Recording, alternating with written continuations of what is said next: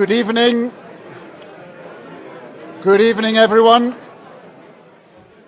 Good evening, everyone, and welcome to this Belgian event. Let me first of all start. Who did walk up here? Very brave. All of you are getting free drinks. Actually, all of you are getting free drinks, but it's a good effort to walk up here. I'm very honored to have all of you here at this Belgian event in Davos, in the presence of our King and Queen of the Belgians. We are extremely honored to have you here at this event. We also have the President Vučić of Serbia, who's there on the left. We have the Prime Minister of the Kurdish region in Iraq, Mr. Barzani, and we are, amongst others, very honored to have fellow Belgians who have gone in the rest of the world. Matthias Corman, very honored to have you here, the Secretary General of the OECD, and many other people who have links with Belgium or who might in the future have links with Belgium. The topic of tonight is repowering European industry. I think that when we looked for a topic, it could not be more on topic than today. This is one of the main topics that we have today. Energy crisis, impact on industry, how as a society do we deal with this? We have, as always, but this time it is really a very distinguished panel. First of all, the Executive Director of the International Energy Agency, Fatih Birol. Please come on stage.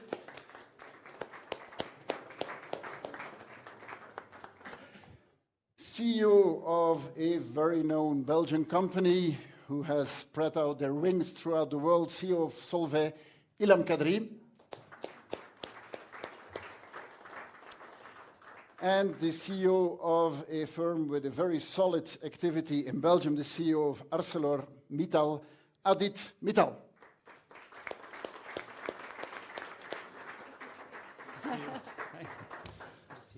So thank all of you for being here. This is a Belgian event, but any one of you, when you talk about Belgium, you talk, of course, about Europe. I mean, we are the center of the European Union. We are the capital of so many topics which are related to the international environment. And of course, when you are in Belgium, you know that you are extremely close to European decision-making.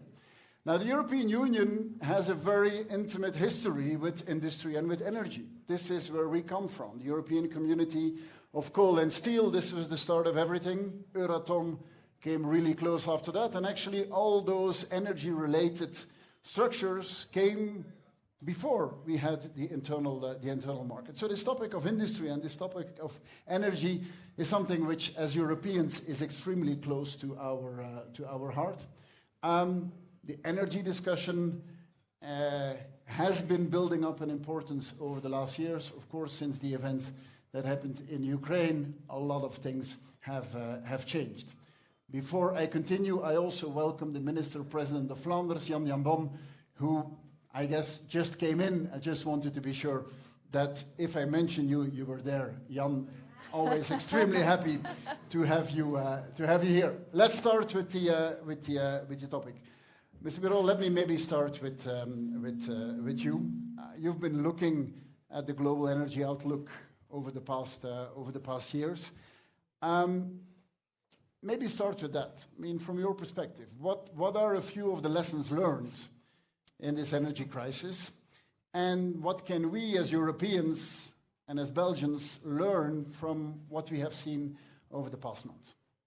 Thank you very much, Mr. Prime Minister, Majesty, Ministers, Prime Ministers.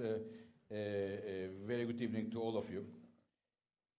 24th of February was the invasion of Ukraine by Russia. Only 1 week later, 1st of March, we made a statement. We said the first global energy crisis is with us now. our world has never ever witnessed an energy crisis of this depth and of this complexity. And Mr. Prime Minister may remember, again, only 1 week after the invasion, we made a 10-point plan how Europe can survive in the absence of Russian gas. And 3 of them, all of them were very unpopular with our governments. Actually, this is very unusual, but they thought they are very tough. I'll give you 3 examples. We said the heating with gas will be difficult, therefore, in the public buildings, bring the thermostat 2 degrees lower, to 18, 19 degrees. Second, we said to put a renewable energy facility takes a lot of time. Cut the red tape, make the licensing, permitting faster. And the third one is for, especially for, not for all the European countries, but for Germany and Belgium. I said with all the courage I could put together, please do extend the time life of your nuclear power plants. This was very tough to say because the government had a completely different view, but at the IEA we have no favor and no fear. We said what the data says. And I'm very happy that all of these 10-point plans we suggested, including the lifetime extension of nuclear power plant, is being implemented or planned to be implemented. So this is one. Second, I would like to say, this crisis, of course, a very bad thing, Mr. Prime Minister. It's a human tragedy. But at the same time, we have understood in Europe and elsewhere that we should not rely on a major country or major company or even a major trade route only for our energies. We should diversify as much as possible.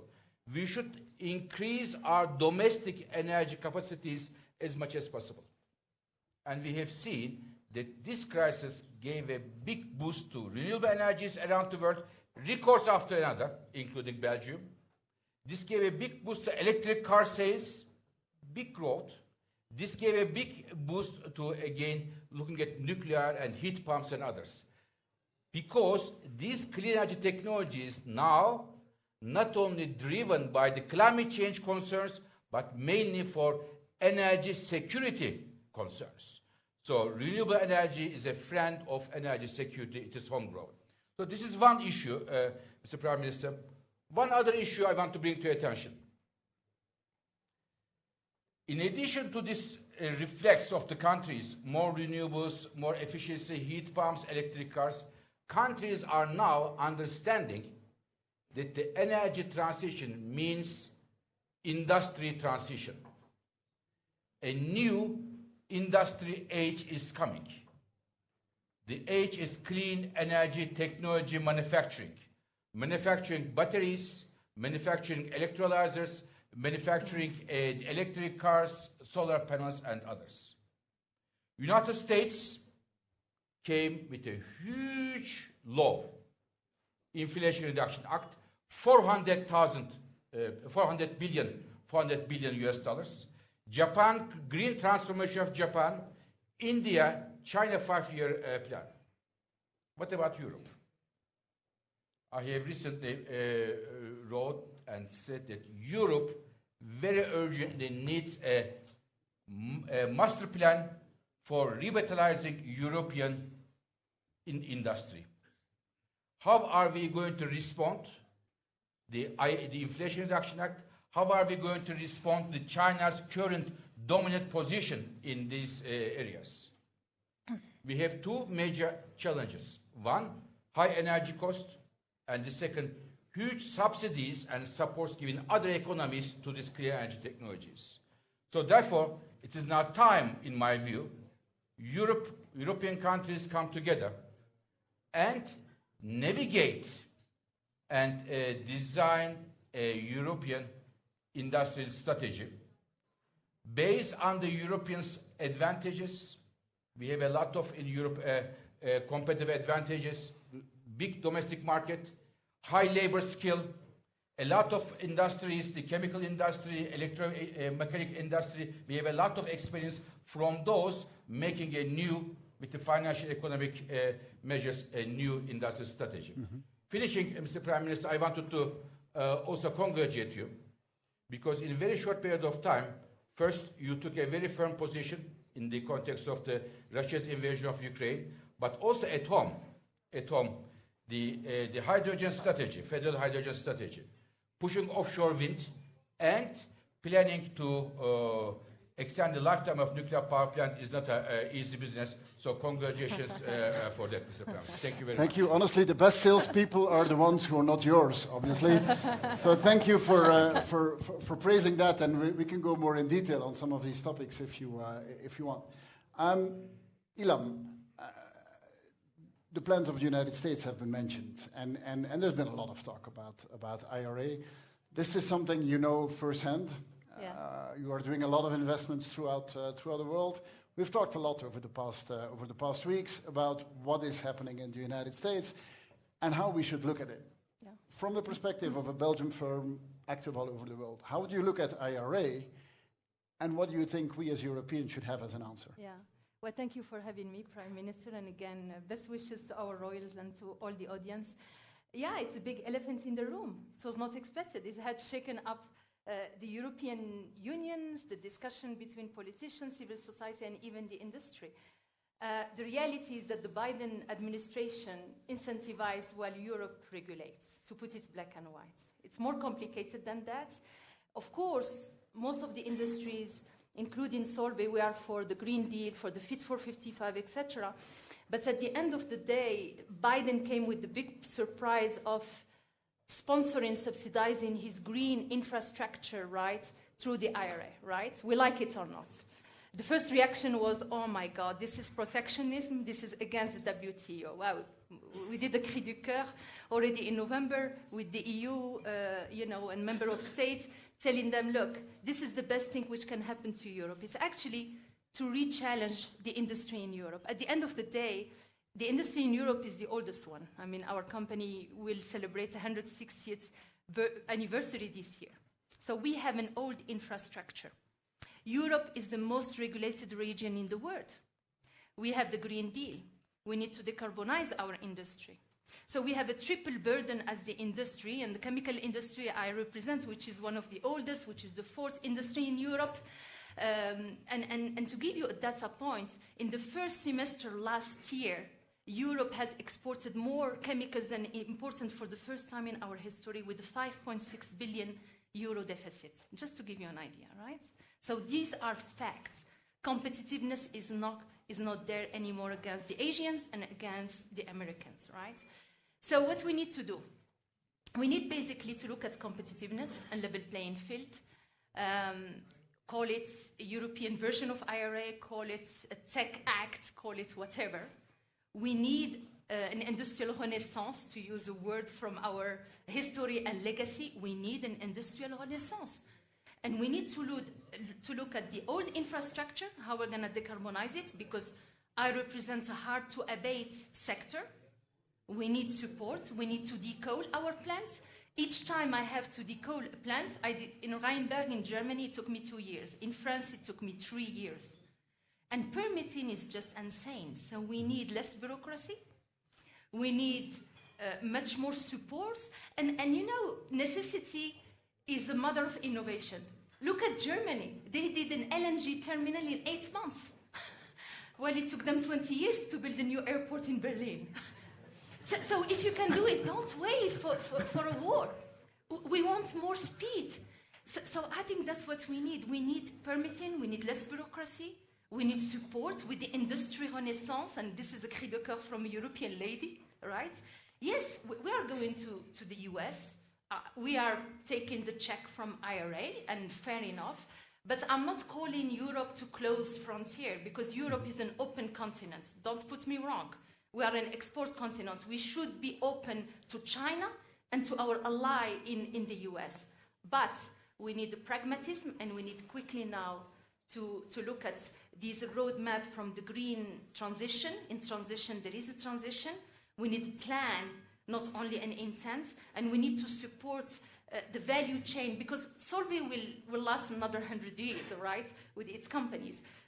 But the value chain, the small, medium-sized companies, there is fatigue from COVID-19, there is a fatigue from high inflation at the moment. So we need to support those small, medium-sized companies to also comply with the Green Deal and the Fit for 55. Yeah. It's good that you mentioned that we need a common European answer. And fair to say, it's not there yet. What we have seen up to now is national answers. Yeah. And that is not the right answer. Belgium is a small, open economy. Countries like ours, we benefit from the common market. And the common market is the greatest asset we have. We've seen over the past months European countries that think that they are competing one with another, and behind our back, the United States and some Asian countries are taking away our heavy industry. Just to mention how important chemistry is. Absolutely.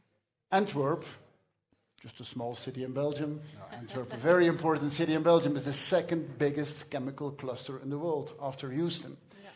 And let me be sure, we intend to remain in that position. So the answer can only be a common answer. And I have to say that I'm happy that President of the European Commission, Ursula von der Leyen, made a speech here in Davos outlining what the structure of such an answer should be. And I totally agree with you. I think IRA is there. We should actually be happy that it's there. Yeah. But we should come with our own answer and build on our own answer. Now, chemistry is important in Belgium. There's other heavy energy-intensive industries which we've had for such a long time in Belgium, and ArcelorMittal plays a key role in that. You have multiple plants in Belgium. You know that our plants are one of the most efficient in the world. Still, a moment like this, with a gigantic energy crisis, with supply chain problems all over, I would be thinking, Mr. Mittal, that you must have had nightmares over the last months. I mean, how, as a steel producer, how do you deal with a turmoil like this one? Are you thinking about, I'm stopping and I'm going to sell candy next year? Or how do you look at the steel industry in the environment in which you are today? Sure. Thank you, Prime Minister. Thank you for inviting me on the panel. Your Excellency, dignitaries, ladies and gentlemen. So I have nightmares, not necessarily, but bad visions or bad news about the global steel business. Because I don't know if all of you are aware, but the steel industry is responsible for 7 to 8% of global emissions. So really, from a carbon perspective, we need to do something. The not so bad news is that steel is a wonderful material, and I'm not biased. It's a wonderful material because it does not end up in your oceans, and it's infinitely recyclable. So you may wonder, if it's infinitely recyclable, it doesn't end up in your oceans, and it has the lowest carbon footprint of any material on a per ton basis, why is it responsible for 7 to 8% of global carbon emissions? And the simple answer is because so much of steel is used. And so I truly believe it is a wonderful material. And the really good news is that we know how to decarbonize steel. That means we have a solution to eradicate 7 to 8% of global carbon emissions just by decarbonizing the steel industry. So I think it's a call to arms for all of us here, because supporting the steel business is really having a massive impact on the environment. Now, you must be wondering, it cannot be that easy. And it's not that easy. Otherwise, we would have done it yesterday. So we know how. We know that the technology exists. What do we need to achieve that? The US has come up with the Inflation Reduction Act. I think you did a great job describing what it is. Fatih talked about it as well. And it's an incredible act because actually it's unlimited. And you can start whenever you want, as long as you start before 2035. And it says 10 years, but I have a feeling that the US government will continue to support such an important development of their own industrial infrastructure. So what can Europe do? The US started with Inflation Reduction Act. And the first thing we should do is come up with a better name, because it's about decarb. So maybe clean tech. I think there's been discussion in Europe about a clean tech fund. And we have to figure out a way to be competitive and match that. because otherwise we will see, as you accurately talked about, a lot of investment going into to the United States. We have a wonderful facility in Belgium. I don't know if all of you are aware, but it's in Ghent and in other locations. We're extremely proud of our people. They are the most productive in the world. They produce the best quality steel, but we need to find a way to support them. And how do we do that? By being competitive on a global basis. And we need to work together to find solutions. So some ideas that we've been all talking about is creating a much more unified single market system in the European Union. I think when the sun is not shining in Spain, then the wind in the Baltic should power Europe, right? And we have those assets. I think you've done an incredible job, Fatih talked about it, on supporting nuclear plants. I think that's something that Europe has forgotten. And we need to bring back this industrial mindset that we need to create a competitive energy environment, because Europe is not lacking talent. Europe has the best talent in the world. It has the best people. We're super productive. But we need to give them the tools to be successful. I think matching the IRA is almost non-negotiable. If we don't match the IRA in Europe, it's going to be very difficult for industrialists, for entrepreneurs, for investors to continue to build out the industrial infrastructure. So there has to be a response. And I think we need a level playing field. I call it fair trade with the world. Because for a long time, we have not accurately represented what this market really means. We have allowed too much of free trade, but not enough fair trade. So I think the CBAM and other measures like that are equally important, because if other countries are not decarbonizing, are not lifting or doing the hard work, then they should not be able to sell into our market. So I think a stronger unified market, a response to the IRA, hopefully a bigger response than what the US has done, and a fair trade environment, I think are the three key ingredients. I will end by saying that I have a lot of hope, so not nightmares. I think coming to Davos and meeting a lot of leaders here in Davos and talking to them over the last few months, I think there has been a shift in mindset. I think Prime Minister De Croo embodies that the IRA is important, something that we should try and replicate in Europe. I end with an analogy that I was telling Prime Minister De Croo earlier about, that the European Union is like a bad student, okay? What is a bad student? A bad student is a student who waits till 48 hours before the exam and then crams and then does really well. Look at how we did in COVID. Right? We started very slow, but finally we had the best vaccination rates, and we supplied the world with vaccines, and we took care of our population. I strongly believe we have started on this path to repower Europe, and I'm sure maybe Europe is a bit late, behind the United States, but we will succeed. So thank you. Great. So after all this, so what I've understood is the only thing we lack is a name. Right, so I would propose the CIA, the Clean Industry Act. Right, it's clean. We link it with industry, and I think that's the crucial element, that we link it with industry. I would like to thank the three of you for your extremely interesting insights. I think this is what the crowd expects, is to bring you some first-hand example of people who are active around the world, but then who bring it back to Europe. For some of you who would not yet have understood what Belgium is all about, we are a high-tech country. We are one of the most important centers in the world in life sciences, but also in nanotechnology, also in renewables. There are so many topics that we are top of the world. Now, some of you might think, oh, I thought Belgium was about chocolate and beer. And this is what the rest of the evening is about. We are extremely good at technology and about innovation, but our beer is also the best of the world. So I hope you spent a great evening here. Thank you for being present here. We also have our Deputy Prime Minister, Petra de Sutter, and Minister of Foreign Affairs, Hadja Labib, who's here. So if you still don't know everything about Belgium, talk to them. They'll convince you. Thank you for being here and spend a lovely evening together. I'm good. How are you? Je croyais qu'il y avait un autre rôle. Je n'avais pas compris que c'était juste. Je pense que Thank you. tout le monde... Thank you again. Well done.